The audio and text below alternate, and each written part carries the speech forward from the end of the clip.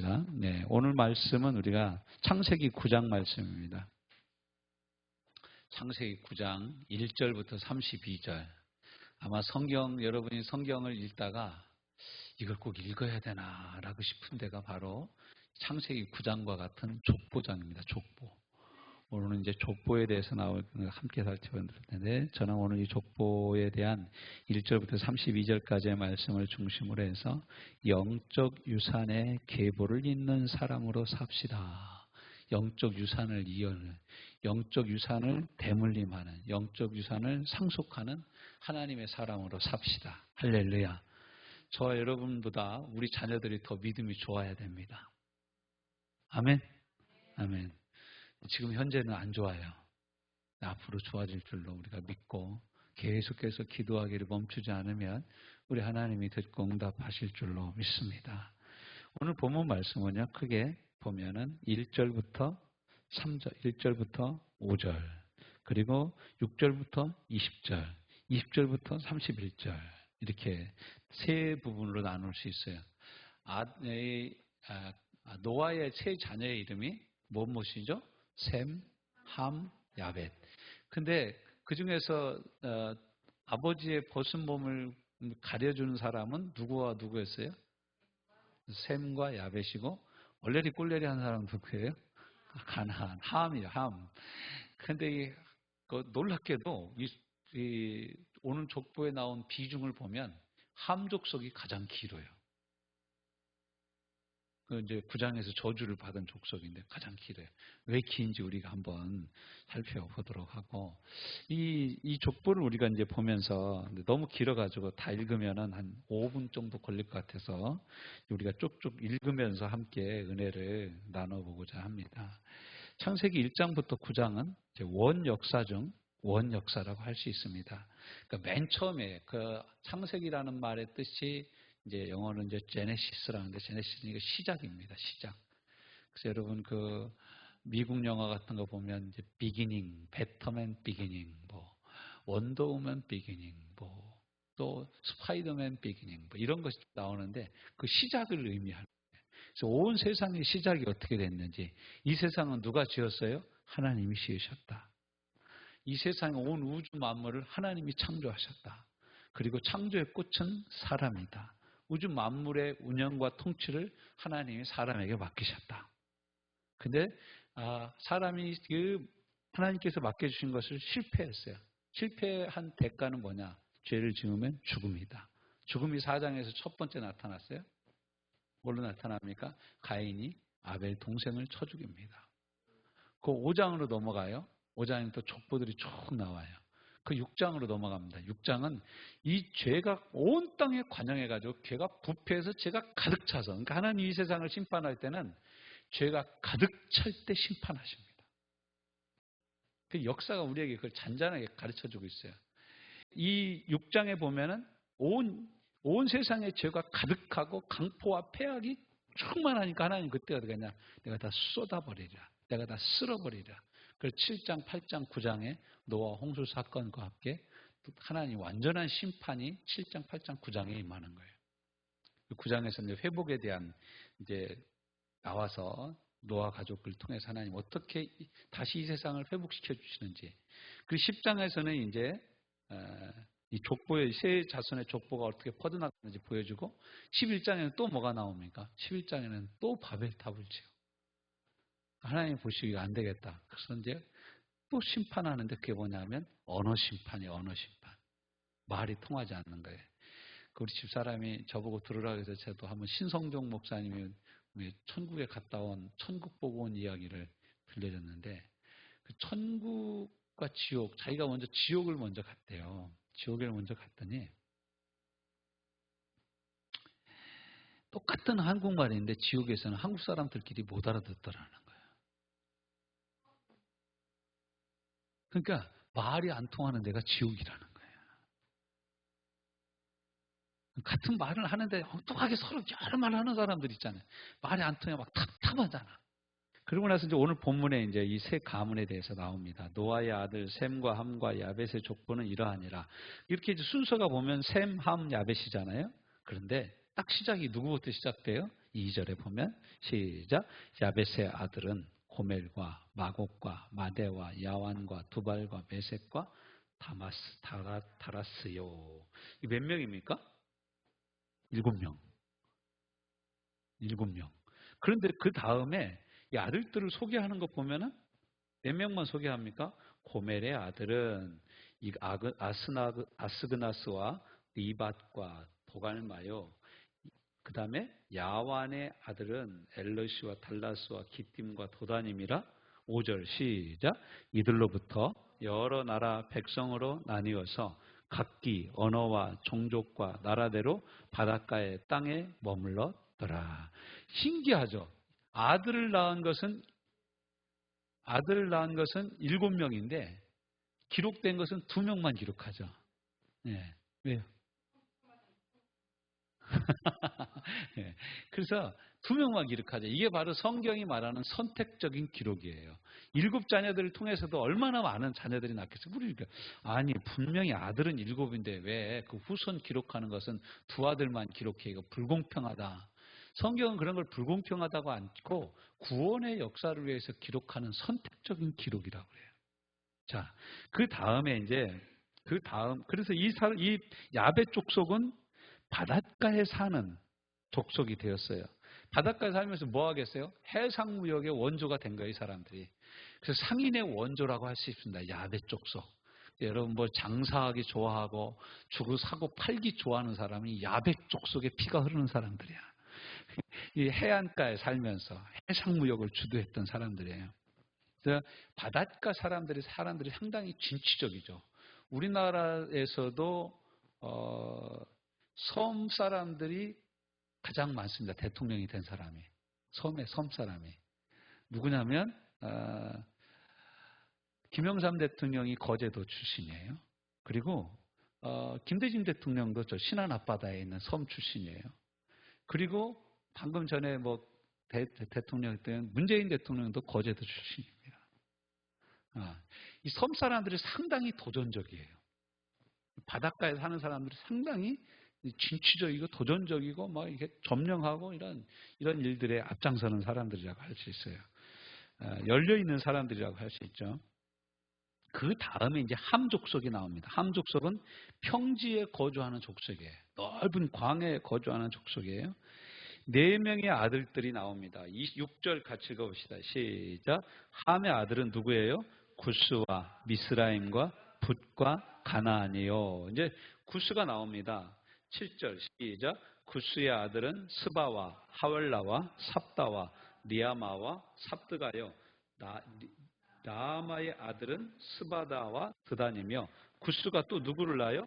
니무롯을 낳습니다. 여기 니무롯이라는 인물에 여러분 별표를 한번 해둘 필요가 있어요. 이 니무롯은요. 시날 평지 쪽에 첫 번째 제국을 일군 용감한 사람들이에요. 성경학자들의 말에 의하면 이 사람이 그 노아 홍수 후에 방주에서 나오는 공룡들이 이 당시 전 세계에 퍼져 있었는데 공룡을 최고 잘 잡는 사냥꾼이었을 것이다. 이렇게 표현해요. 그 니무롯에 대해서 이렇게 설명하죠. 니무롯은 어떤 사람입니까? 니무롯을 낳아서 그는 세상에 어떤 사람이라고요? 첫 번째 용사라. 그가 여호와 앞에서 용감한 사냥꾼이 되었으므로 속담에 이르기를 아문은 여호와 앞에 니무롯같이 용감한 사냥꾼이로다 하더라라는 말씀이 나와요. 근데 그의 나라는 어디 땅에 나와요? 시날의 땅, 시날 땅의 바벨과 에렉과 아갓과 길레롯에서 시작되었으며 그가 그 땅에서 아수르로 나아가 니느웨와 르호보딜과 갈라와 및 니느웨와 갈라 사이에 넷셀을 건설하였으니 이는 큰 성읍이라. 어마어마한 성읍을 건설한 사람이 누구냐면 이 바로 니무롯이에요. 근데 니무롯이 여기서는 이제 용감한 여호와 앞에서 용감한 사냥꾼이라는 표현이 나오는데 이 용감한 사냥꾼은 공룡을 사냥한 사냥꾼도 있지만 자신의 정치와 자신의 노선과 자신의 성읍, 자신의 나라를 지키기 위해서는 사람들도 과감하게 살해를 한 그러한 사람이라고 이제 성경학자들은 말하고 있습니다. 그리고 결국에는 이제 이 니무롯이라는 사람으로부터 고대 종교, 하나님을 배반한 고대 종교의 시작이 이 사람이라는 거예요. 그래서 거기서 지구라트라는 묘형, 피라미드, 이런 하늘의 신전을 모인 모습, 이런 모든 모형이 이 시대에 시작이 됐다고 그래요. 이 니무롯이라는 사람이 그래서 하나님을 대적하는 자로 또 설명이 되어집니다. 그래서 여호와 앞에 니무롯같이 용감한 사냥꾼이로다 하다. 이건 그냥 좋은 편으로도 우리가 해석할 수 있지만 이 11장의 내용을 근거해서 볼 때는 그 다음 이 사람이 권력을 휘어잡고 큰 성을 짓고 이 시날 평지에서부터 시작해가지고 니느웨 저쪽까지 가가지고 시작해서 니느웨와 갈라 사이에 넷센까지 건설한 이 광활한 고대 제국, 첫 번째 고대 제국이라고 해요. 첫 번째 고대 제국. 이 제국을 일으킨 사람이 바로 니무롯인데, 니무롯은 거의 한 300년 넘게 살았습니다. 300살 넘게 살았으니까, 니무롯이 300살 넘게 살았으면 노아도 살아있을 때 이 일을 했어요. 노아가 살아있는 당시에. 노아는 홍수가 있은 후로 600세 되던 해 홍수, 그리고 601세 되던 해 홍수 끝내고 나왔는데, 노아는 930세까지 살잖아요. 맞죠? 930세? 950세. 950세, 350년을 산 거예요. 그러니까 그 사이에 니무롯이 나와가지고 니무롯이 거의 한 세기 동안 자기가 살아있는 동안 이 고대 제국을 세우면서 압정을 펼쳤다라는 거예요. 누가 있는데도 고조 할아버지가 살아계신데도 그랬다라는 거예요. 하나님의 말씀을 거역하고. 그래서 오늘 성경은 이 6절부터 시작해가지고 이 함의 족속을 20절까지 쭉 설명을 합니다. 길게 할애를 하고 있어요. 놀라운 건 우리가 그 구약의 선지서들을 읽고 열왕기상하를 읽다 보면 선지자들이 남왕국보다 북왕국 이스라엘에 훨씬 많습니다. 그 누가 더 믿음이 좋게 살았냐면 그나마 또 유다는 좀 나았습니다. 근데 북왕국 이스라엘은 개차반으로 하나님 앞에 사는 거예요. 지들 마음대로 삽니다. 그냥 어마어마한 죄를 짓습니다. 근데 하나님이 어디다 가서 선지자를 많이 보내요? 죄를 지은 데다가 더 많이 보내는 거예요. 그래서 이걸 로마서에서 후에 사도 바울은 죄가 더한 것에 은혜가 넘쳤다. 이렇게 표현을 하는 거예요. 죄가 더한 것에 은혜가 넘쳤다. 그래서 오늘 본문 말씀도 실은 6절부터 20절까지 계속 이 말씀을 하는 거예요. 자, 10절 한번 같이 읽어볼까요? 시작. 그의 나라는 시날 땅의 바벨과 아렉과 악갓과 길레에서 시작되었으며 11장으로 여러분 한번 11장으로 한번 넘어가 보면 창세기 11장 2절부터 4절을 한번 같이 읽어봅시다. 시작.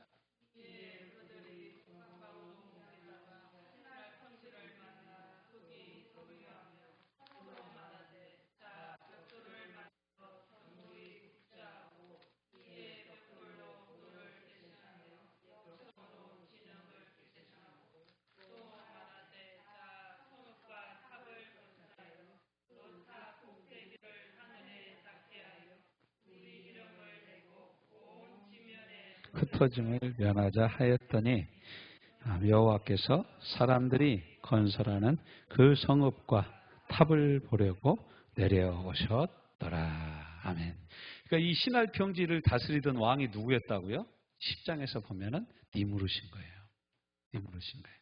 근데 그게 하나님 보시기에 합당하지 않은 탑인 거예요. 왜요? 하나님의 말씀은 온 땅의 모든 지면에 흩어져 생육하고 번성하여 땅에 충만하여 땅을 다스리라고 그러는데 시날 평지에 모여가지고 탑을 높게 쌓아가지고 우리가 하늘에 닿자. 그래서 이 흩어지기를 거절한 거예요. 하나님의 명령, 첫 번째 명령을 거절하는 거예요. 여러분 교회도요. 우리 교회만 하면서 흩어지기를 거절하는 큰 교회들은요. 이상하게 쪼개집니다. 여러분 큰 교회인데 교회를 개척하지 않고 교회를 분립 개척하지 않는 교회들은 반드시 쪼개지게 돼 있습니다. 그게 성경적인 원리예요. 성경은 모였으면 흩어지라는 거예요. 모였으면 흩어지라는 거예요. 웬만하고 자립이 되면은 그 이상은 또 나가서 또 다른 교회를 개척하라는 거예요. 그래서 어느 분이 저보고 그러더라고요. 교회는 통합이 아니라 자꾸 분립 개척을 해야 된다. 그게 성경적이다. 교회 통합된 일은 없습니다. 성경을 보면 통합이 없어요. 교회 통합이라는 게 없는 거예요. 쉽지는 않죠. 네. 자, 그리고 나서 이제 이 두 번째에 대해서 계속해서 말씀하고 있죠. 또 뭐라고 얘기합니까? 이제 이스마임은 루딤과 에나님, 뭐 기르하임, 기술라임. 그 13절에 보면 그 가르치고 뭐라고 나옵니까? 기슬로함에게서 무엇이 나와요? 블레셋이 나왔더라.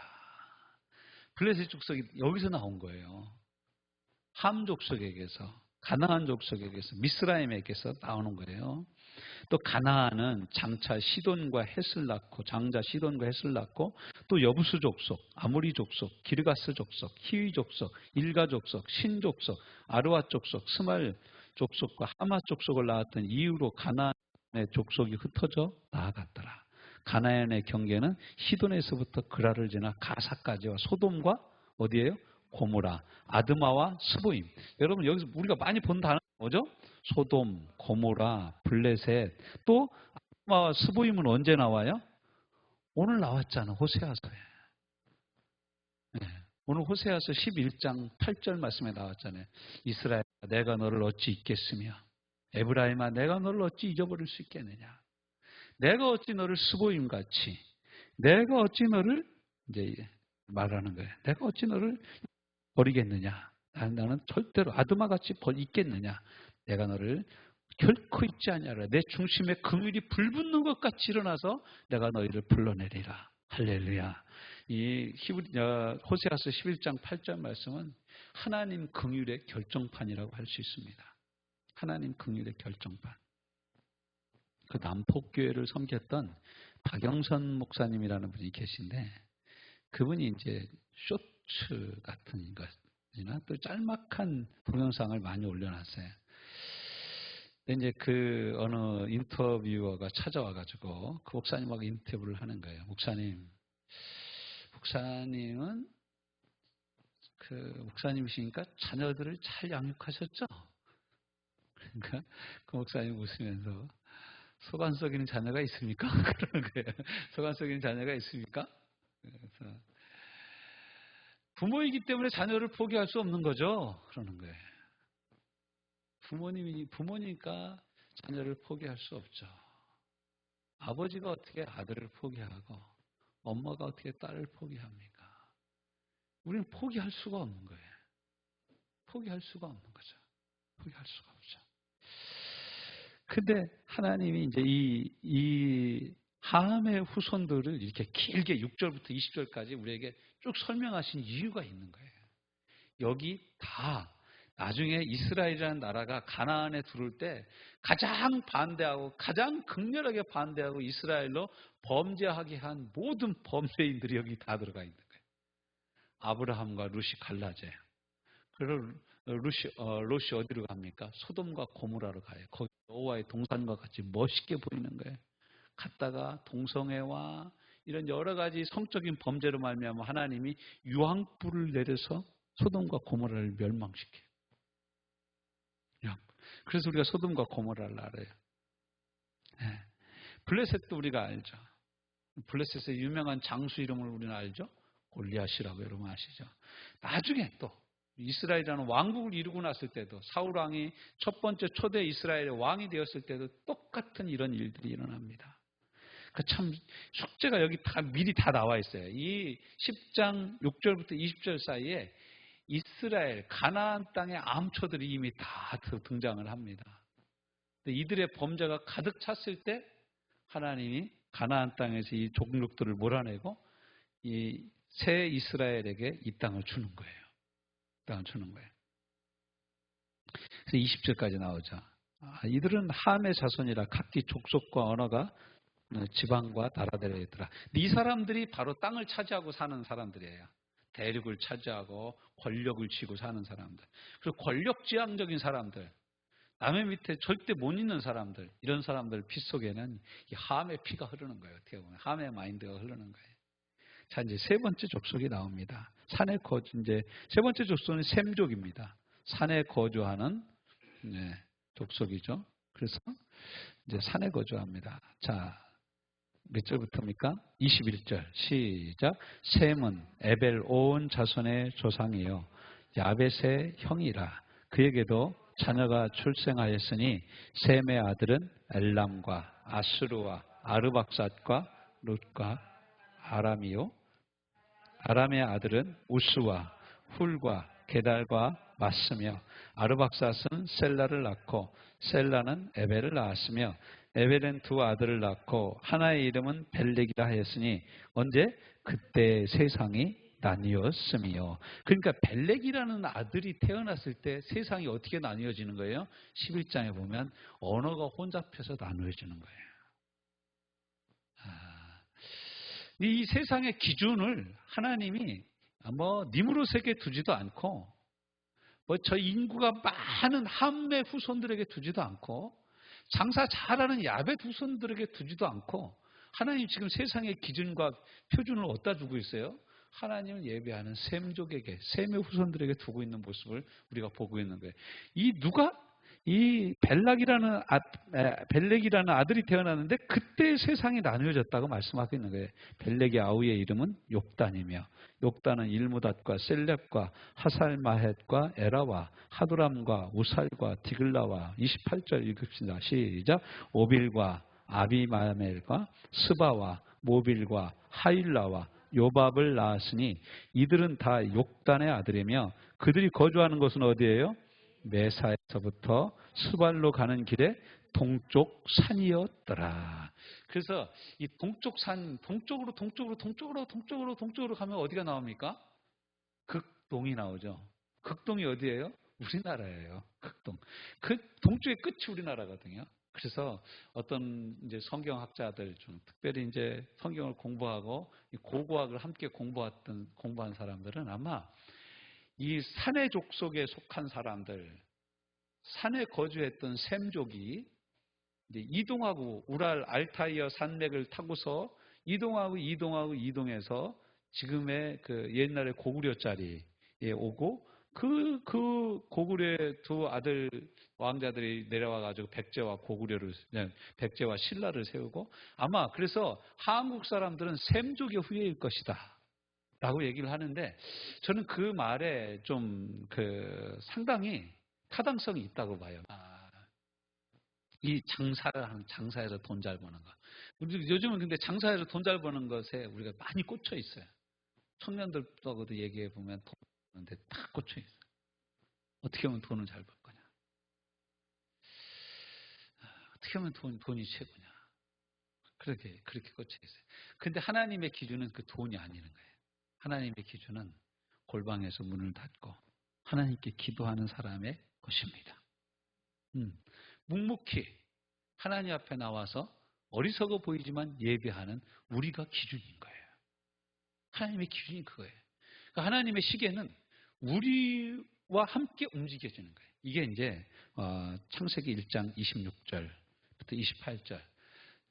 우리의 모양대로 우리의 형상을 따라 우리가 사람을 짓고 그 사람들에게 생육하고 번성하고 땅에 충만하게 해서 땅을 다스리게 하자. 이게 본래 하나님의 계획이잖아요. 어떻게 그 계획을 이루시냐. 아담과 하와를 만드심으로 그 계획을 시작을 하신 거예요. 창세기 12장 1절부터 6절까지 가면 무슨 말씀이 나옵니까? 하나님이 아브라함에게 이르시되 아브라함아 너는 너의 본토 친척집을 떠나 내가 네게 지시하는 땅으로 가라. 내가 거기서 너와 네 후손에게 복을 줄 기다. 너는 복이 될지라. 그 복들이 아니에요. 복 자체예요. 근원적이고 원천적인 복이 될 것이다. 그 아브라함을 통해서 하나님이 원대한 믿음의 계획을 세우십니다. 후에는 왕을 한 사람 세우는데 그것이 다윗이에요. 또 다윗은 왕 겸 또 선지자 노릇도 하고도 제사장 노릇도 합니다. 왕이며 제사장이며 선지자 노릇 삼중직을 다 감당한 사람이 실은 다윗 왕입니다. 그래서 마태복음 1장 1절은 뭐라고 합니까? 아브라함과 다윗의 자손 예수 그리스도의 세계다. 그게 하나님의 나라예요. 하나님의 나라. 하나님의 나라는 아브라함과 다윗이라는 사람을 통해서 이 땅에 임하시는 하나님의 나라예요. 그게 누구예요? 예수 그리스도예요. 그래서 예수 그리스도를 믿으면 누가 어떻게 돼요? 하나님 나라에 들어가는 거예요. 저와 여러분 하나님 나라에 들어갔어요? 못 들어갔어요? 들어가 있는 거예요 이미. 믿는 사람이 이미 하나님 나라에 들어가 있는 거예요. 요한복음 3장 5절 내가 진실로 너희에게 이르노니 너희가 거듭나지 않으면 하나님 나라에 들어갈 수 없느니라. 어떻게 거듭나요? 내가 뭐 엄마 뱃속에 다시 들어갔다 나옵니까? 그게 아니라 성령으로, 물과 성령으로 난 사람은 그와 같다. 물과 성령으로 나는 게 어떤 건데요? 모세가 광야에서 뱀을 든 것 같이 인자도 들려야 하리니 이는 저를 믿는 자마다 영생을 얻게 하려 하심이라. 요한복음 3장 14절 15절 16절은 뭐라고 얘기합니까? 하나님이 세상을 이처럼 사랑하사. 그러니까 물과 성령으로 거듭나는 것이 뭐냐면 예수님을 믿는 거예요. 그러니까 예수님을 믿었다는 것은 뭐예요? 하나님의 자녀가 됨과 동시에 하나님의 나라에 들어와 있다라는 얘기입니다. 저와 여러분은 이미 하나님의 나라에 들어와 있어요. 그래서 우리의 시민권도 이미 나왔어요. 주민등록증까지 다 나왔어요. 빌립보서 3장 20절 우리의 시민권은 하늘에 있는지라. 할렐루야. 우리의 시티즌십이 나왔어요. 하늘에 있다라는 거예요. 그래서 성경은 뭐라고 얘기하냐면 마태복음 24장 14절 말씀해 보면 이 천국 복음이 온 세상에게 증거되기 위하여 모든 족속에게 전파되리니 그제야 끝이 오리라. 에베소 1장 10절은 뭐라고 합니까? 이 복음이 전파되어 온 세상이 그리스도 예수 안에서 통일이 될 때까지 복음은 증거된다라는 거예요. 할렐루야. 우리가 그때까지 복음을 증거하는 일에 힘써야 됩니다. 우리 교회 이제 재정이 이제 10월, 9월 달에 많이 힘들었어요. 근데 제가 그런 생각을 해봤습니다.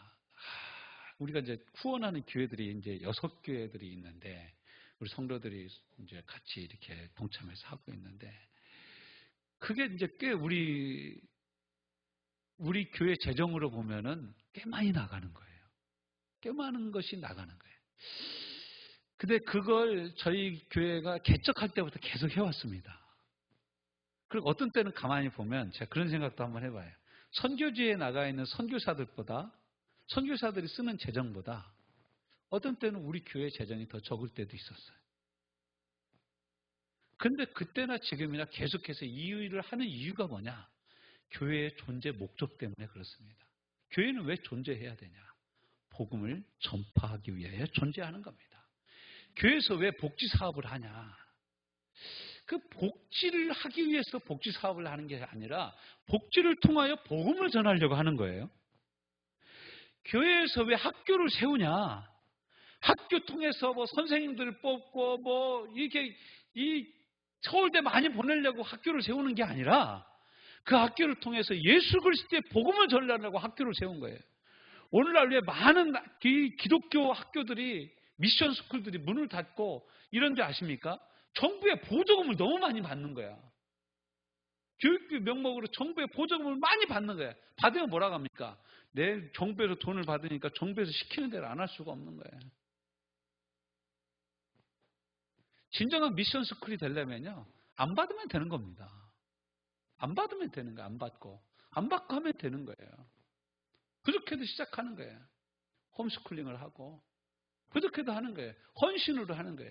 예전에 여러분 교회에 선교원이 세워졌습니다.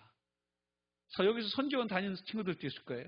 근데 그 선교원 나라에서 지원 안 받았습니다, 여러분. 그냥 소정의 금액만 받고 그 금액과 교회의 보조로 애들을 가르친 거예요. 그때 그 애들을 통해서 많은 그 애엄마들, 애아버지들이 교회에 나온 거예요.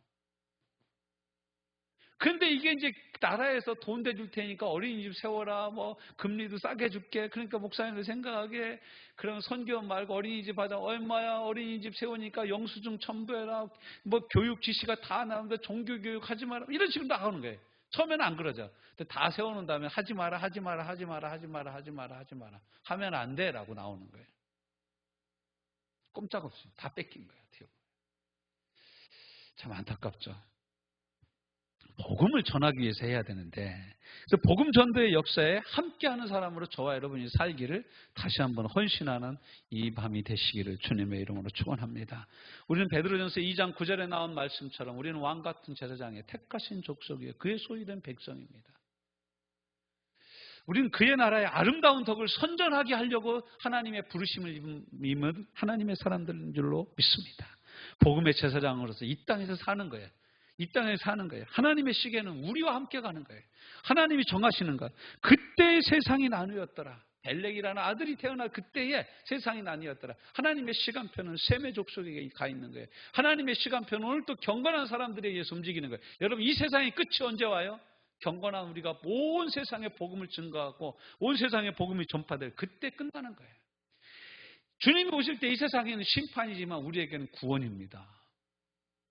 이 세상에는 멸망이지만 우리에게는 영원한 하나님의 나라에서 사는 복된 날의 시작입니다. 진정한 시작이라고 할 수 있어요.